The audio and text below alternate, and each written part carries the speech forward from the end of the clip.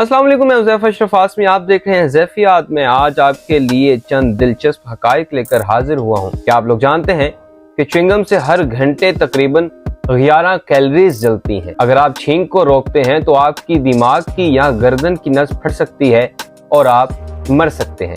कीड़े दर्द महसूस नहीं करते। इंसान की रान की हड्डी कंक्रीट से भी ज्यादा मजबूत होती है। लाल बेग कई हफ्तों तक जिंदा रह सकते हैं क्योंकि इनका दिमाग सर की बजाय जिस्म में होता है।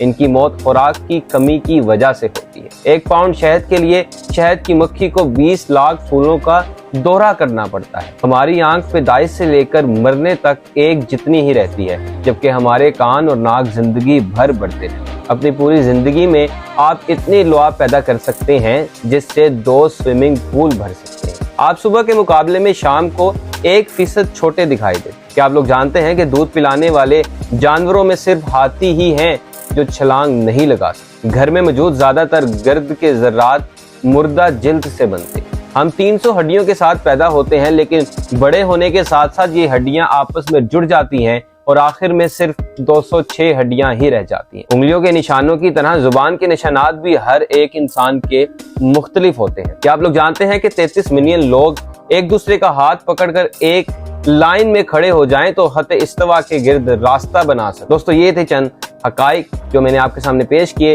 इंशाल्लाह आपसे अगली वीडियो में मुलाकात होगी। मुझे इजाजत दीजिए। अल्लाह हाफिज।